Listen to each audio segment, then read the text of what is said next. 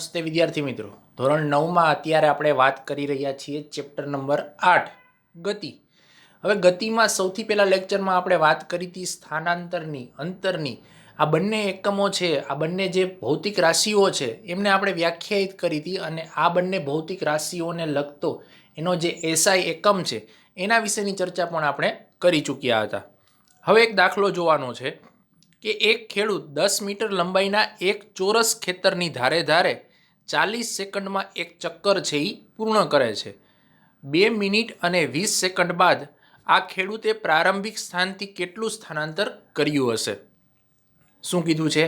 તો કે એક ખેડૂત છે એ 10 મીટર લંબાઈનું એક એનું ચોરસ ખેતર છે, એની ધારે ધારે એટલે કે કિનારીએ કિનારીએ 40 સેકન્ડમાં એક રાઉન્ડ છે એ પૂર્ણ કરે છે અને 2 મિનિટ અને 20 સેકન્ડ બાદ એણે ખેડૂતે પ્રારંભિક સ્થાનથી સ્થાનાંતર છે એ કેટલું કર્યું હશે આપણે માપવાનું છે. તો આપણે અહીંયા જોઈએ કે ચોરસ ખેતરની સરહદ ઉપર ચાલીને એક પરિક્રમણના અંતે ખેડૂતે કાપેલું અંતર કેટલું થાય છે? તો કે 40 મીટર. કારણ કે 10 મીટર લંબાઈના ખેડૂત છે એ ખેતરની ધારે ધારે ચાલે છે. તમે અહીં જોઈ શકો છો આકૃતિમાં AB બરાબર 10 મીટર છે, BC બરાબર 10 મીટર, CD બરાબર 10 મીટર અને AD બરાબર પણ 10 મીટર છે. આ ચોરસની ચારેય ધાર છે એ 10-10 મીટરની છે, તો 4 ધાર છે એટલે 40 મીટર જેટલું એણે અંતર છે એ કાપ્યું હશે. ક્યારે? તો કે એક આટો પૂર્ણ કરે ત્યારે. હવે એક પરિક્રમણ પૂર્ણ કરવા માટે એણે 40 મીટર અંતર કાપવા માટે એને કેટલો સમય લાગે છે? તો કે 40 સેકન્ડ જેટલો સમય લાગે છે, જે આપણને રકમમાં આપેલો છે. હવે ખેડૂત છે એ 2 મિનિટ અને 20 સેકન્ડમાં એટલે કે 140 સેકન્ડમાં કેટલું અંતર કાપશે? તો કે 140 મીટર. શું કામે? તો કે 40 મીટર અંતર છે એણે કેટલી સેકન્ડમાં કાપ્યું હતું? તો કે 40 સેકન્ડમાં કાપ્યું હતું. 140 મીટર અંતર છે કેટલું? તો કે 140 સેકન્ડમાં કાપે છે. તો હવે અહીંયા આપણે જોઈએ તો કે 2 મિનિટ અને 20 સેકન્ડમાં એટલે કે 140 સેકન્ડમાં ખેડૂત દ્વારા કપાતું અંતર કેટલું છે? તો કે 140 મીટર છે. આપણે જાણીએ છીએ કે 40 મીટર અંતર એ કેટલા? 40 મીટર અંતર એટલે શું કહી શકાય? તો કે એક પરિક્રમણ અથવા તો એક આટો કહી શકાય. તો 140 મીટર એટલે કેટલું કહી શકાય? સમજાય છે મિત્રો કે 40 મીટર અહીંયા ત્રિરાશિ મૂકવાની છે કે 40 મીટર બરાબર એક આટો અથવા તો એક પરિક્રમણ. તો 140 મીટર બરાબર કેટલા? તો આમાં જોઈએ તો 140 ભેગા 40 કરીએ એટલે કે 3.5 પરિક્રમણ અથવા તો 3.5 આટા જેટલું એને અંતર કાપ્યું હશે. હવે આકૃતિમાં દર્શાવ્યા પ્રમાણે આપણે શું છે તો કે ખેડૂતનું પ્રારંભિક સ્થાન જે છે એ ક્યાં છે? તો કે A છે. એથી શરૂ કરે છે, તેથી 2 મિનિટ અને 20 સેકન્ડના અંતે તેનું અંતિમ સ્થાન ક્યાં હશે? તો કે C ઉપર હશે. કારણ કે અંતર કેટલું? 3.5 આટા મારે છે. એટલે તમે આકૃતિમાં જોઈ શકો છો કે A થી B જશે, B થી C જાય, ત્યાં એનો અડધો આટો કમ્પ્લીટ થઈ જાય. C થી D અને D થી A જાય તો ફરી પાછો A ઉપર આવે ત્યારે એક રાઉન્ડ છે એ પૂર્ણ થશે. આવા 3.5 આટા જ્યારે મારશે ત્યારે એ અંતે ક્યાં પહોંચેલો હશે? તો કે C બિંદુ ઉપર પહોંચેલો હશે.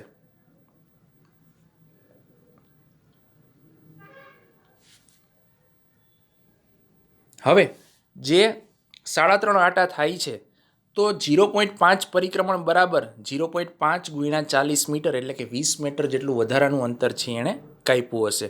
આમ આપણે બધી વસ્તુ જોવા જઈએ તો અંતિમ સ્થાન કયું છે? એનું C બિંદુ છે.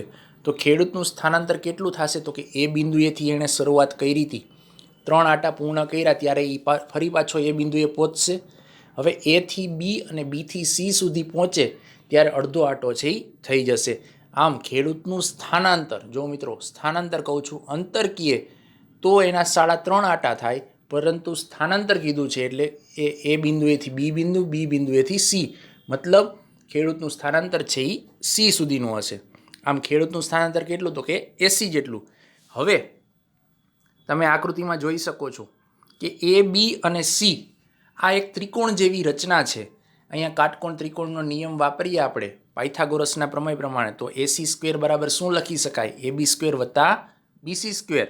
તો એ પ્રમાણે આપણે જોઈએ તો AC² ની કિંમત છે એ આપણે જાણતા નથી. AB એક બાજુ છે જેની કિંમત આપણે જાણીએ છીએ 10 મીટર અને BC એક બાજુ છે જેની પણ કિંમત આપણે જાણીએ છીએ, એ પણ કેટલું છે? 10 મીટર.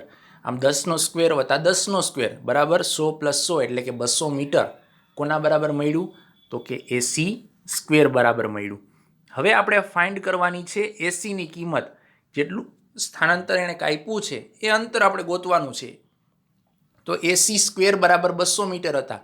હવે માત્ર એસીની કિંમત જોઈએ છે તો જે એસીનો સ્ક્વેર છે એ સામેની સાઈડ લગાડીએ તો ત્યાં શું થઈ જશે? અંડરરૂટ થઈ જશે. માટે એસી બરાબર વર્ગમૂળમાં શું? તો કે 200 મીટર. આમ 200ના 2 ભાગ પાડીએ તો કે 100 ગુણ્યા 2. 100નું વર્ગમૂળ છે એ નીકળે છે કેટલું? તો કે 10. પરંતુ 2નું વર્ગમૂળ નીકળતું નથી. આમ એસી બરાબર શું મળશે? તો કે 10√2 મીટર. આ શું છે? તો કે ખેડૂત દ્વારા કરાયેલું સ્થાનાંતર એથી સી બિંદુ સુધીનું. આમ આપણને ખેડૂતે કેટલા 2 મિનિટ અને 20 સેકન્ડમાં કેટલા આટા માર્યા એ આપણને ખબર પડી અને કેટલું એનું સ્થાનાંતર થયું એ પણ આપણે માલુમ કરી શક્યા. તો આ એક દાખલા સ્વરૂપે હતું. હવે સ્થાનાંતર માટે નીચેના પૈકી કઈ વસ્તુ છે એ સાચી છે? 2 સંભાવના કીધી છે. એક કે તે શૂન્ય હોઈ શકે નહીં. બીજી તો કે તેનું મૂલ્ય પદાર્થ દ્વારા કપાયેલા અંતર કરતાં વધુ હોય છે. હવે સૌથી પહેલી એક બાબત ચકાસીએ કે તે શૂન્ય હોઈ શકે નહીં. સ્થાનાંતર ક્યારેય શૂન્ય ન હોય આવું બની શકે? તો કે નહીં, આ વસ્તુ ખોટી છે. શું કામે? તો કે આપણે કોઈ એક જગ્યાએથી જઈએ છીએ. ધારો કે આપણે જુનાગઢથી રાજકોટ સાઈડ જઈએ છીએ તો જુનાગઢથી રાજકોટ જઈએ અને રાજકોટથી ફરી પાછા જુનાગઢ આવીએ તો આપણા દ્વારા કપાયેલું અંતર કેટલું? તો કે જુનાગઢથી રાજકોટ અને રાજકોટથી જુનાગઢ. પરંતુ અહીં આપણે વાત કેની કરીએ છીએ? સ્થાનાંતરની વાત કરીએ છીએ. આપણે જુનાગઢથી ચાલવાનું ચાલુ કર્યું હતું, ફરી પાછા આપણે ક્યાં આવી ગયા છીએ? જુનાગઢે આવી ગયા છીએ. મતલબ આપણા દ્વારા કોઈ સ્થાનાંતર થયું નથી. આમ સ્થાનાંતરનું મૂલ્ય પણ શૂન્ય હોઈ શકે. જ્યારે એનું પ્રારંભિક બિંદુ અને અંતિમ બિંદુ બંને કેવા હોય? એક જ હોય, એક સરખા જ હોય, ત્યારે સ્થાનાંતરનું મૂલ્ય આપણને શૂન્ય મળે છે. હવે તેનું મૂલ્ય પદાર્થ દ્વારા કપાયેલા અંતર કરતાં વધુ હોય છે. જે સ્થાનાંતર થાય છે એ પદાર્થે જેટલું અંતર કાપ્યું હોય એના કરતાં વધારે જ હોય. શું આ વાત સાચી છે? તો કે નહીં, આ વાત ખોટી છે. ઘણી વખત સ્થાનાંતરનું મૂલ્ય છે એ ઓછું પણ હોઈ શકે. આપણે જ હમણાં તમે દાખલો જોયો, ખેડૂત દ્વારા જે અંતર કપાય છે એ ઘણું બધું છે. 3.5 આટા છે, એક આટો 40 મીટરનો છે, એટલે એના દ્વારા ઘણું બધું અંતર કપાયેલું હતું. પરંતુ એનું જે સ્થાનાંતર છે એ કેટલું મળ્યું? તો કે 10√2. આમ અંતર કરતાં એનું સ્થાનાંતર છે એ આપણને ઓછું મળ્યું. તો એવું જરૂરી બિલકુલ નથી કે જેટલું અંતર કપાયેલું હોય એના કરતાં સ્થાનાંતરનું મૂલ્ય વધારે જ હોય. એનું મૂલ્ય ઓછું પણ હોઈ શકે, વધારે પણ હોઈ શકે, અથવા તો શૂન્ય પણ હોઈ શકે. તો આ 2 સંભાવનાઓ રહેલી છે. ત્યાર પછી જોવાનું છે નિયમિત ગતિ અને અનિયમિત ગતિ. કે નિયમિત ગતિ કોને કહેવાય અને અનિયમિત ગતિ કોને કહેવાય? તો સૌથી પહેલાં જોઈએ નિયમિત ગતિ. જો કોઈ ગતિમાન પદાર્થ સુરેખ પથ ઉપર સમયના એક સરખા ગાળામાં એક સરખું અંતર કાપતો હોય તો તે પદાર્થ નિયમિત ગતિ કરે છે એમ કહેવાય. કોઈ પણ પદાર્થ ગતિમાન હોય, સુરેખ પથ ઉપર એ ગતિ કરતો હોય અને એક સરખા સમયગાળામાં, એ પાછું કઈ જગ્યાએ? તો કે એક જ દિશામાં, જે દિશામાં સુરેખ પથ ઉપર ગતિ કરતો હોય એ જ દિશામાં કોઈ પણ એક તમે સમયગાળો નક્કી કરી લ્યો. 2 સેકન્ડ, 5 સેકન્ડ, 10 સેકન્ડ, 25 સેકન્ડ, કોઈ પણ 2 મિનિટ, 5 મિનિટ, તમે જે સમયગાળો નક્કી કરો છો એ સમયગાળામાં દરેક વખતે એક સરખું જ અંતર કાપતો હોય તો તે પદાર્થ નિયમિત ગતિ કરે છે એમ કહેવાય. ધારો કે કોઈ પદાર્થ છે એ 1 કલાક જેટલા સમયગાળા સુધીમાં પોતાનું અંતર છે કાપવાનું ચાલુ રાખે છે, તો 1 કલાકમાં તમે 10-10 મિનિટના 6 ગેપ લ્યો. પહેલી 10 મિનિટમાં એણે જેટલું અંતર કાપ્યું એટલું જ અંતર એણે બીજી 10 મિનિટમાં કાપ્યું, એટલું ત્રીજી, ચોથી અને છેલ્લે સુધી કાપ્યું, તો તે પદાર્થ નિયમિત ગતિ કરે છે એમ આપણે કહી શકીએ. આપણે એક ઉદાહરણ સ્વરૂપે જોઈએ કે ધારો કે કોઈ એક પદાર્થ છે એ 10 મીટર અંતર પ્રથમ સેકન્ડમાં, બીજું અંતર છે એ 10 મીટર દ્વિતીય સેકન્ડમાં અને 10 મીટર અંતર તૃતીય સેકન્ડમાં અને 10 મીટર અંતર છે એ ચોથી સેકન્ડમાં કાપે છે. અહીં પદાર્થ સમયના એક સરખા ગાળામાં એક સરખું અંતર છે એ સુરેખ પથ ઉપર કાપે છે. તેથી આ પદાર્થ નિયમિત ગતિ કરે છે એમ કહી શકીએ. પદાર્થ છે એ 1 સેકન્ડમાં 10 મીટરનું અંતર કાપે છે, બીજી જ સેકન્ડે 10 મીટર, ત્રીજી સેકન્ડે 10 મીટર અને ચોથી સેકન્ડે પણ 10 મીટર. આમ એક એક સેકન્ડનો જે સમયગાળો છે એમાં દરેક વખતે પોતાનું અંતર છે એ સરખું કાપે છે, માટે આ પદાર્થ નિયમિત ગતિ કરે છે એમ આપણે કહી શકીએ. ત્યાર પછી છે અનિયમિત ગતિ. તો અનિયમિત ગતિ કોને કહેવાય? તો કે જો કોઈ ગતિમાન પદાર્થ સુરેખ પથ ઉપર સમયના એક સરખા ગાળામાં, એ પણ કેવી રીતના, એક જ દિશામાં જે અંતર કાપતો હોય એ કેવું હોય? તો કે એક સરખું ન હોય તો તે પદાર્થ અનિયમિત ગતિ કરે છે એમ કહેવાય. ઓનાથી ઉલટી પ્રોસેસ છે આખી. એ કોઈ પણ એક ગતિમાન પદાર્થ છે, એ સુરેખ પથ ઉપર એક જ દિશામાં આગળ વધે છે, ત્યારે એ કોઈ પણ તમે સમયગાળો નક્કી કરી લો, 2 સેકન્ડ, 5 સેકન્ડ, 10 સેકન્ડ, એ દરેક વખતે એક સરખું અંતર છે કાપતો ન હોય તો તે પદાર્થ અનિયમિત ગતિ કરે છે એમ આપણે કહી શકીએ. એના ઘણા બધા ઉદાહરણ છે. પહેલું તો કે ભરચક રસ્તા ઉપર થતી કારની ગતિ.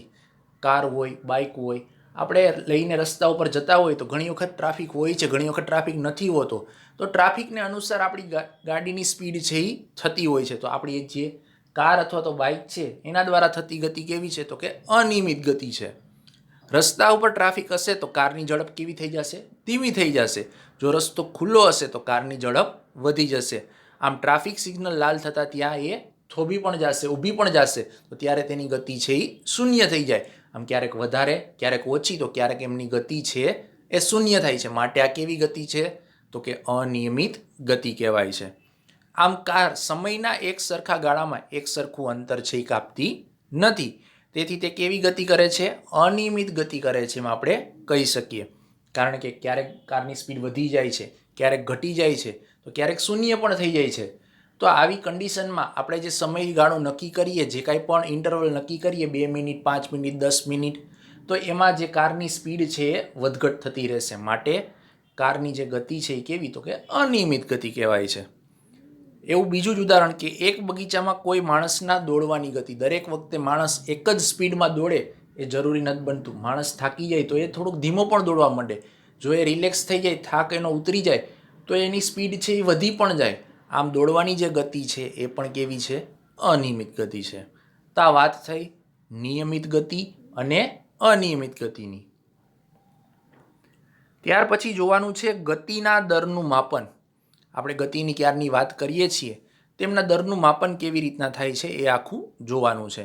તો કે ઝડપ નામની ભૌતિક રાશિ શા માટે વ્યાખ્યાયિત કરવામાં આવી છે, અને ઝડપની વ્યાખ્યા લખો. નવી એક ભૌતિક રાશિ આવે છે, અંતર સ્થાનાંતર પછી ઝડપ. તો કે ઘણીવાર જુદા જુદા પદાર્થો એક સરખું અંતર કાપવા માટે જુદો જુદો સમય છે એ લેતા હોય છે. તેમાંના કેટલાક ઝડપથી અને કેટલાક ધીરેથી ગતિ કરતા હોય છે. જરૂરી નથી કે દરેક પદાર્થ એક અંતર કોઈ પણ ફિક્સ કરેલું હોય એ કાપવા માટે એક સરખું જ ટાઈમિંગલી, એક સરખો જ સમયગાળો નક્કી કરે. ઘણી વખત ઘણા પદાર્થ છે એ વધારે ગતિમાં હોય તો એ ઝડપથી જે તે ટાર્ગેટ સુધી પહોંચી જાય છે. ઘણા પદાર્થ ધીમા હોય તો જે તે ટાર્ગેટ સુધી પહોંચવામાં વાર લગાડે છે. આમ કેટલાક ધીમેથી અથવા તો કેટલાક ઝડપથી ગતિ કરતા હોય છે. હવે ગતિનો દર છે એટલે કોને કહેવાય? તો કે ગતિની ત્વરા જુદા જુદા પદાર્થોની જુદી જુદી હોય છે. કેટલીક વખત જુદા જુદા પદાર્થોની ગતિની ત્વરા સમાન હોય છે. કે જે ગતિની સ્પીડ હોય છે એ કેવી હોય છે? તો કે અલગ અલગ પદાર્થોની અલગ અલગ હોય છે. ઘણાની વધારે, ઘણાની ઓછી હોય છે, અને ઘણાની એક સરખી પણ હોય છે. આમ ગતિનો દર માપવાની પદ્ધતિઓમાંથી એક પદ્ધતિ મુજબ પદાર્થનો ગતિનો દર તે પદાર્થ એક સેકન્ડમાં કેટલું અંતર કાપે છે તે શોધીને નક્કી કરવામાં આવે છે. અને આ ભૌતિક રાશિને શું કહેવામાં આવે છે? ઝડપ કહેવામાં આવે છે. કોઈ પણ ગતિનો દર છે, પદાર્થ ગતિ કરતો હોય એનું દર માપવા માટેની એક પદ્ધતિ કઈ છે? ઘણી બધી પદ્ધતિઓ હોઈ શકે, પણ એમાંની એક છે કે જે કોઈ પણ પદાર્થ છે જે ગતિમાન અવસ્થામાં હોય એ એક સેકન્ડમાં કેટલું અંતર કાપે છે એના આધારે જે તે ભૌતિક રાશિ એટલે કે ઝડપ છે એની ગતિ નક્કી કરવામાં આવે છે. હવે એની વ્યાખ્યાયિત કેવી રીતના કરી શકાય? તો કે ગતિમાન પદાર્થે એકમ સમયમાં કાપેલા અંતરને તે પદાર્થની શું કહેવામાં આવે છે? ઝડપ કહેવામાં આવે છે. કોઈ પણ ગતિમાન પદાર્થ છે એ એકમ સમયગાળો જેટલું અંતર કાપે છે એટલા અંતરને તે પદાર્થની શું કહેવામાં આવે છે? ઝડપ કહેવામાં આવે છે. હવે આપણે જોવાનું છે ઝડપનું સૂત્ર લખવાનું છે, એનો એસઆઈ એકમ શું થાય છે એ જણાવવાનો છે, અને ઝડપ જે ભૌતિક રાશિ છે એ સદિશ છે કે અદિશ એ જણાવવાનું છે. તો કે ઝડપનું સૂત્ર લખીએ તો ઝડપ એને સ્મોલ વીમાં લખાય છે. તો સ્મોલ વી બરાબર તો કે પદાર્થે કાપેલું અંતર, પદાર્થ જેટલું અંતર કાપે છે એ અંતર ભાંગ્યા તે અંતર કાપવા માટે લાગતો સમય. ઝડપ કેવી રીતના ગોતી શકાય? તો કે પદાર્થે જેટલું અંતર કાપ્યું છે એને ભાંગ્યા પદાર્થે જેટલું અંતર કાપ્યું છે એ કાપવા માટે એને જેટલો સમયગાળો લાગ્યો છે એ ભાંગ્યા કરો એટલે તમને ઝડપ છે એ મળી જાય. આમ સ્મોલ વી બરાબર એસના છેદમાં ટી. આમ અંતરનો એસઆઈ એકમ શું છે? તો કે મીટર છે અને સમયનો એસઆઈ એકમ સેકન્ડ છે. માટે ઝડપ વીનો એસઆઈ એકમ શું થશે? તો કે મીટર પ્રતિ સેકન્ડ. કારણ કે મીટર છે એ અંતર અંશમાં છે અને જે સમયગાળો છે એ છેદમાં છે. આમ મીટર પ્રતિ સેકન્ડ એ ઝડપનો એસઆઈ એકમ થશે અથવા તો મીટર ઇન્ટુ સેકન્ડ ઇનવર્સ.